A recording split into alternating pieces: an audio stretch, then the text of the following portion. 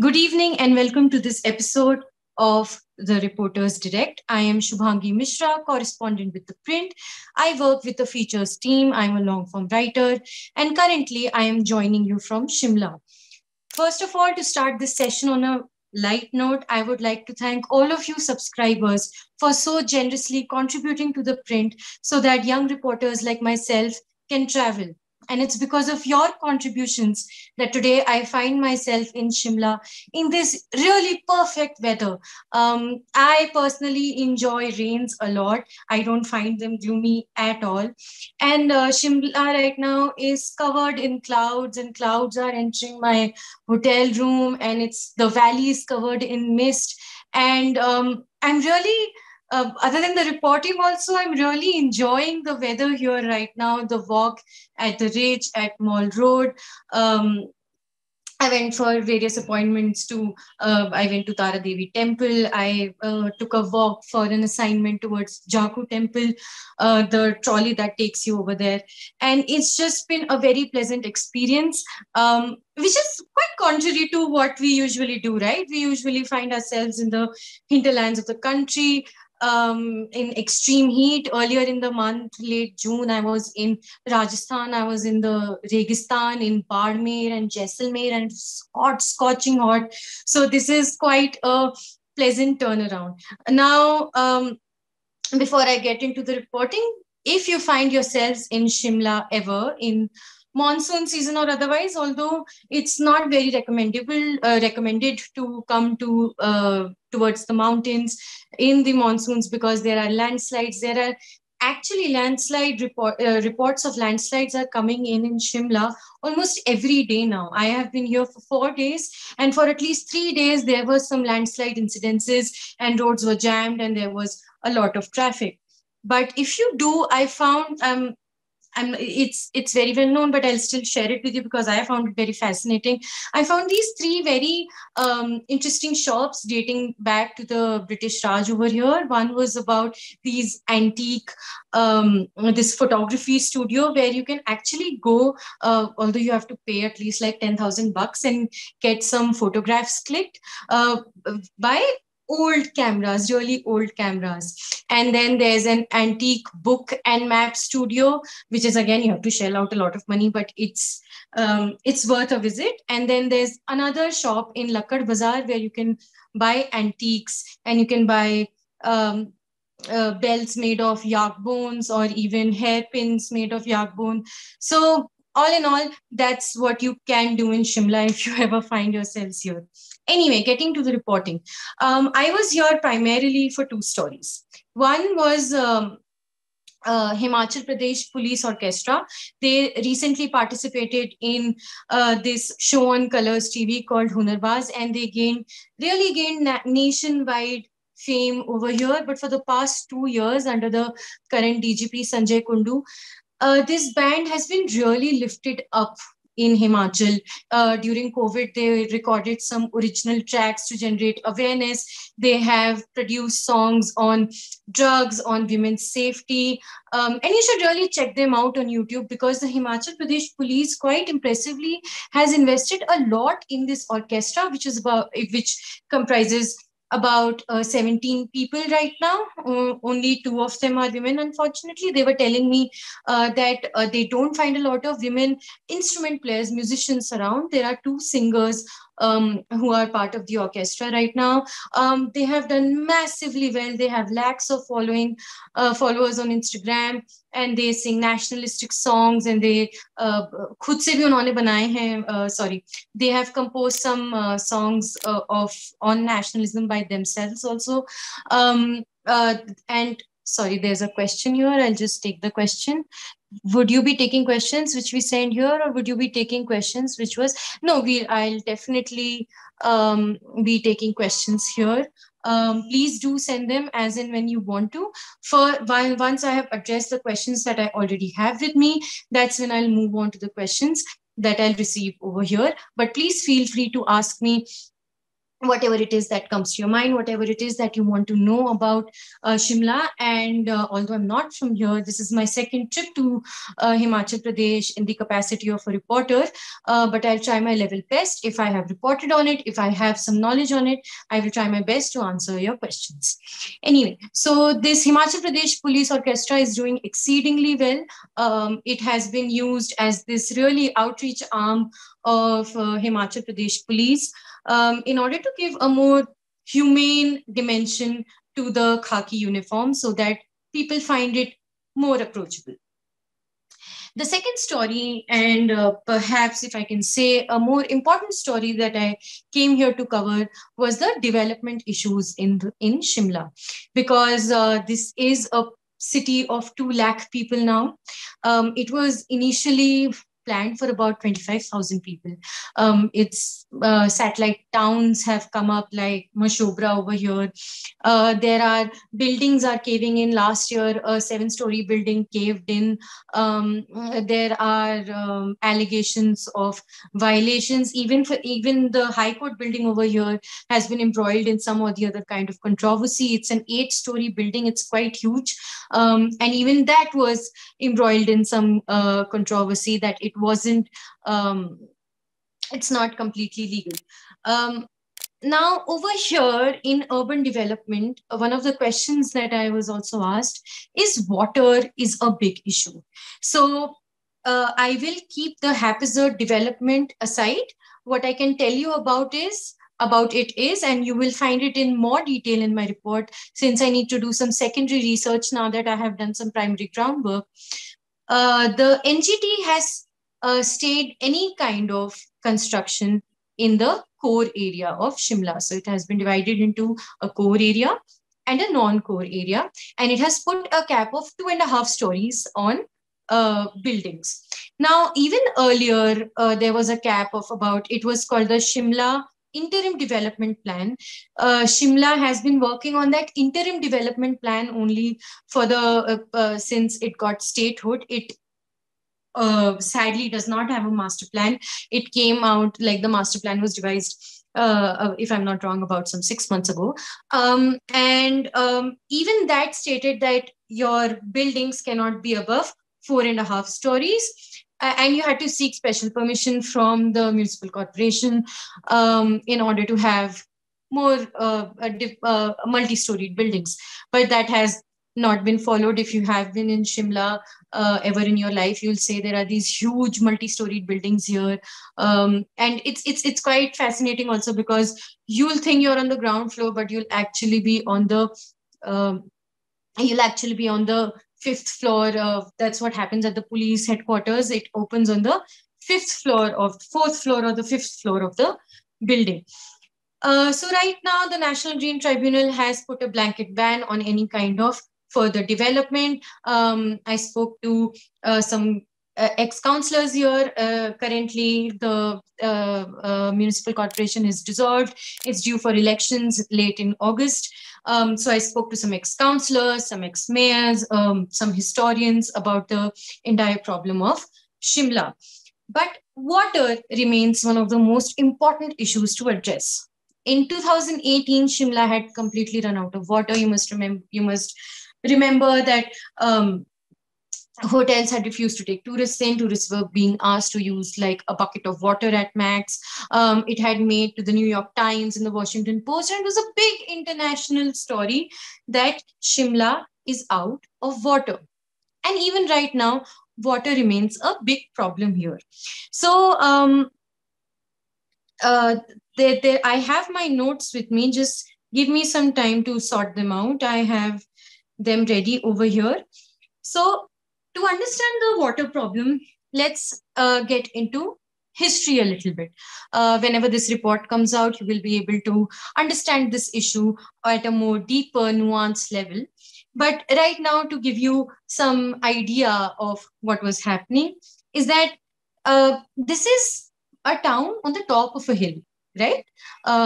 Made by the Britishers, and Shimla, Mussoorie, towns like these who are not really close to a river. And earlier towns used to be close to river banks, right? And on the hilltops, you would have like these small hamlets where people would come during the summers to spend some time here and go back. So there was never really a huge township atop mountains and hills at such great height until the British came in. Now, British found this weather very favorable. It's very European weather, right?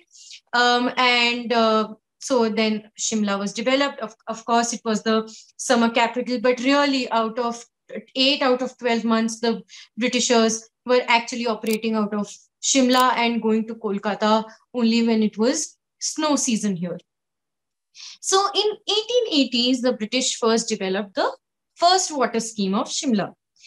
And it is actually, this town is one of the first places in the world to have piped water. This is what was told to me by Mr. Bhasan. He's a very senior historian, writer, is really an authority on Shimla. And this is what was told to me by him. And he has written a book on water heritage of Shimla, one of the many books that he has written. And if you're really interested in the subject, you should really delve deep into it. Now what he says is that pipe water was put from Common stream, and it would cover a distance of about half a mile to the Sabzi Mandi and meat market over here. Now, in those early years, water supply was basically, it was for the elites, and there were some public taps near the really elite houses from where people could go and get water. There was one public tap for about 20 houses. Now, then as more population grew, they came up with different plans. And now, during this time, they introduced the highest lift scheme. That was the highest water lifting scheme at that time. And it was from this place called Guma, which continues to be one of the biggest water reservoirs and water sources for the city of Shimla, to this place called Karangano. And there's still a water tank over here, although it's not accessible to civilians right now, but it's under the so a road has been built over it. So the ridge is actually under the ridge. There are these huge stone water tanks, is what Mr. Basan was telling me, where you can go and whenever it's being cleaned, people can access it, but it's not really open to public. Now, now another thing that they did was, the British did was, that the drainage system over here wasn't concretized. So it has these big rocks to be able to absorb water. So that water discharge would actually be absorbed by the soil, and that would help recharge the local streams here, the local small pools around springs around Shimla over here. Even right now, some experts have told me that if we are able to successfully preserve these springs, preserve these small water sources in and around Shimla, about 25% of the current water needs can be met. But that's not really happening right now. Yeah. Another problem for water is that rainfall over the period of time has, although increased, the period of it has shortened. So, and snowfall, the period of snowfall is also reducing. So streams around and springs around don't really get a chance to get recharged properly. Water comes and goes at just one time, and there's no like a longer period of rain. This is an impact of climate change. Yeah. So now, right now, what is the main thing that the state government is doing in order to ensure that there is steady water supply within Shimla? So they have actually introduced a project which is being funded by the World Bank as well.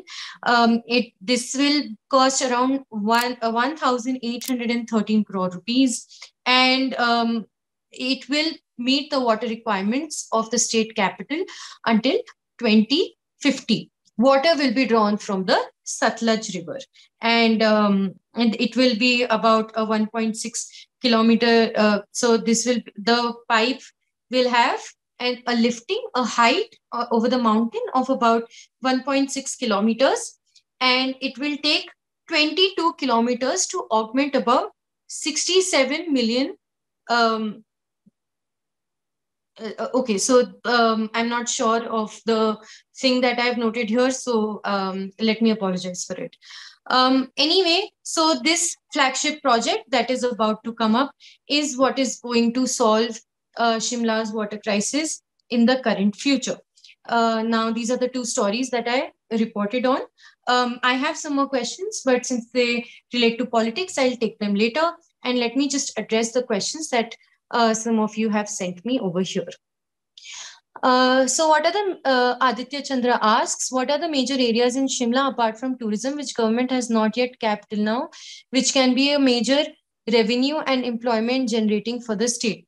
So what people told me over here is that a lot of migrant labor is also coming in and is eating into jobs, not just of Shimla, but also all over Himachal Pradesh. So there's a need to develop more areas of opportunity, more employment opportunities in and around Himachal Pradesh, so that people over here, domicile of Himachal, can actually stay here and earn instead of leaving a lot of labor jobs for migrant labor from Uttar Pradesh and Bihar to come and take up places here. This is my limited knowledge at this point of time right now, because employment is not a subject that I was researching on. Then how is the current law and order situation in Shimla, just like we are seeing in other parts of the country? Is there any communal tension? Actually, no. Shimla, Himachal Pradesh has a very large Hindu majority. There's not a lot of diversity over here. It's a lot of tribal and Hindu population. Law and order situation is actually all right, except when it comes to narcotics. There's a lot of heroin and chitta coming in from Punjab. Although I met the DGP today and he was telling me that most of the trafficking Himachalis are doing.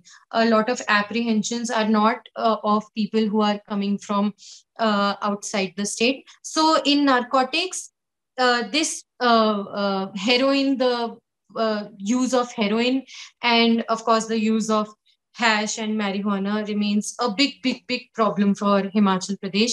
In fact, in March this year, I had come to Una district, where I had done an investigative report on the many rehabilitation centers over here, which basically, and most of the time they house people, most of the time people from Punjab and Himachal Pradesh are lodged at these rehabilitation centers, and there's huge human right violation. There has been effort to regularize these rehabilitation centers, but it has not helped much. Anyway, I spoke to the police today about, and I looked at the crime statistics of the state. Here, under the current DGP, I personally was impressed by his work. And the current DGP in the past 2.5 years has done a lot of deep-rooted data analysis, and he holds weekly meetings, and he has adopted predictive policing instead of reactive policing, which has really helped them identify criminals, and if not, stop crime in its feet, because one cannot predict what's really happening. They have been able to solve cases, even blind murders, within a week. So so the DGP gets status of crimes solved, unsolved, how much time did it take to get a final report in, what is the conviction rate, how many cases are pending in the High Court and Sessions Court and District Court, etc., etc. He gets data on everything, and they're closely monitoring it. And I could see about, like this week, I think, if I'm not wrong, if I recall correctly, there were about 4 murders in all of the state within this week. So crime is not much, but yes, narcotics remains a big issue, and they have to solve, and it remains to be seen how they solve it. What is the current mood of people here, especially of youth, in respect of employment generation and COVID handling? Has government done anything in respect of tourism industry, which was badly impacted by the same? tourism is fine over here right now. It's Friday, and everyone from Chandigarh and Delhi is already here. Hotels are packed. Um, Employment, again, it's not a topic that I've covered, so I would not like to comment on it. Then how is the okay? This is I've answered this. Any other upcoming musical talent or local artist in the state which you have heard about a lot from locals? No, not really. Although one has to look for female singers and talent from across the state, because this orchestra is doing quite well, but out of like 17 people there are only two women. And the police personnel were telling me that they have received absolutely no applications for women for playing an instrument, which is quite weird. I hope they were telling me the truth. But that should happen, like more and more women need to come up. I've not really traveled across the state right now. I've stayed in Shimla, so there are certain things that I'm unable to answer at this juncture. Now, let me take some questions that I received on the Excel sheet that was shared with me. Mr. Moti Sagar was suggesting that the civil hospitals in Himachal are apparently doing really well and that I should try to cover them. Thank you very much for the tip. After this webinar is over, I shall make some calls and see if there's a promising story there. But other than that, it's a small state. So usually health, and it's a healthy state also. Mostly like people are very active. They don't they eat light, they eat fresh. But other than that, let me check out how the district hospitals are working, especially because there's a huge COVID surge in Himachal and Punjab as we speak. Then Nigel asked me what are the chances of Aam Aadmi Party in Himachal, especially after a lot of its cadre went to the Bharatiya Janata Party. So we really can't say at this moment. One thing that I've noticed, which was quite weird, if before elections, if you went to Punjab, if you went to Goa, there was Aam Aadmi Party everywhere. They had got a lot of ad slots, and Aam Aadmi Party is also criticized by the opposition in Delhi also for spending a lot on ads. But over here, I did not see a single hoarding. I'm yet to see a single hoarding of Mr. Kejriwal and Aam Aadmi Party or any local leaders over here. It's very weird. All I've seen are some wall paintings ki is baar Kejriwal ko chance do. Other than that, there was nothing over here. There's no buzz around Aam Aadmi Party. You speak to anyone. Mostly when I was traveling in Punjab, people would be like, "Hum to aap party ko vote denge, aap party ko vote denge." Nobody here is saying anything of that sort. Having said that, municipal corporation elections in Shimla are due. They might happen by the end of this August, and they might just prove to be a litmus test to really study Aam Aadmi Party's popularity in Himachal Pradesh. But if I have to give some analysis, I think they recently were elected to neighboring Punjab, but there were certain whispers of, and there are certain rumors going around that the power is actually with Mr. Kejriwal in Delhi and not with Chief Minister Bhagwant Mann. If that rumor just builds up, then the opposition parties, Congress and BJP, might just be able to say कि जैसा पंजाब में हो रहा है वैसा ही आपके साथ भी होगा, and that might really dampen Aam Aadmi Party's chances in the state. And also Aam Aadmi Party for most of the part is not really looking, they are looking to win the election, but most of the time they are looking for places where Congress is really weak so that they can emerge as the big alternative to the BJP. So let's see. Then Nigel also asked if Anurag Thakur as a chief minister candidate can be projected after a broken mandate. I didn't see a lot of Hindutva sentiment in Himachal Pradesh, though I could be wrong. Anurag Thakur will be projected as the CM candidate is something that Manish Sisodia had alleged. And the chief minister himself, Jairam Thakur, denied any such um, rumors over here. Although the chief minister is not is facing a lot of anti-incumbency, and as far as the uh, central powers in the BJP are concerned, they like their aides to retain power in states. So we might just see Mr. Thakur over here, but there's no chatter in the BJP about anything of that sort happening as yet. So, Mr. Ashish Bala had asked me about water systems in Shimla, and he had also asked me if something like this, if it's similar to Bilaspur. Now, Bilaspur is way below height as compared to Shimla, and it's near a water stream. So that comparison might not be very fair. Now, what is the commitment? Can India meet its commitment towards green energy by saving flora and fauna? Asks Mr. Ravinder Mohan. Um, I don't know how saving greenery can contribute in renewable energy. But having said that, it's very important to save the ecology of the Himalayas. They're very young mountains, they're still growing, it's a very sensitive area. And for sustainable development to happen, um, one has to be very like planning needs to be done in such a way that we don't harm the mountains more than we already have. Having said that, infrastructural development is important in the mountains. People living here also deserve the kind of access that we have in our cities and in our plain areas. But it's important to make a master plan. It's important to map it out how we do it in the most responsible way. There are some more questions that I'll just take. Um, 1 second. Any local cuisine or restaurant which we should definitely try when we are there? How was your shopping experience? Some restaurants that you should try is you should try the apple pie at this little cafe called Wake and Bake. It was really good. There's Hotel Camembert where you can try Italian and Mexican cuisine.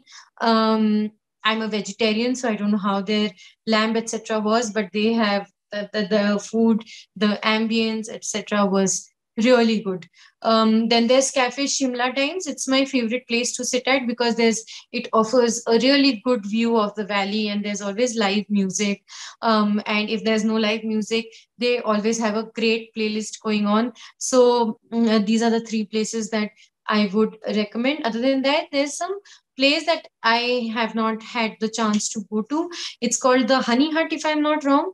And I was reading about it. They do a lot of interesting things, and they put honey in almost everything instead of sugar. So maybe that's one place you can try. And if I have time tomorrow, I might just go and try it.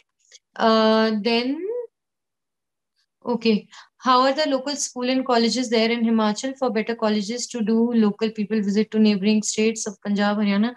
No, actually, from all over Himachal Pradesh, there's a lot of migration to Shimla in order to access good schools. There's St. Edward's. I think it has been around from the British Raj. So there are some legacy schools here which enjoy a lot of um, which are quite good. Over here, if I'm not wrong, there's either a NIFT or a NID in Shimla, which is quite popular. It's a good college to go to. I know some friends who went here to study design, and they had a great experience, and I've only heard good things about it. So that's another. There's Institute of Advanced Studies, which is also great. Somebody had asked me a question about Institute of Advanced Studies also, but that's something that I have not delved in at all. So, which is why I'm sorry that I could not take your question regarding Institute of Advanced Studies. Other than that, Punjab University is quite popular here. People go and study there. But schools and colleges, at least in Shimla, are quite good. Again, I can't comment on the rest of the state because I have not traveled beyond Shimla really. Okay, if are there any more questions, Mr. Aditya? Thank you for so proactively listening to me. It was very nice answering all these very intelligent questions that you've asked me today. So I would like to especially thank you. Um, so that brings us to the end of our session. I thank you all for joining it and attending it. I'm sorry if I could not answer some of. Oh, there's another question. Okay, I'll just look at it before concluding the meeting. Okay, all right. Uh, Okay, thank you, Mr. Chandra. Thank you so much. Anyway, I'll wrap up this session now. I hope it was informative. When you see my reports here, like I said, this especially this urban development story is quite a complicated one. It requires a lot of research, a lot of reading, a lot of books and manuals and plans, etc., which I will do once I'm back in Delhi, and I'll file my report after rigorous research. Anyway, thank you so much. I hope the weather in Delhi also is pleasant. I'm not sure how it is right now. I would like to thank our subscribers once again for allowing young reporters like me to really travel and bring you reports from all the from various parts of the country. Um, Thank you so much and good night.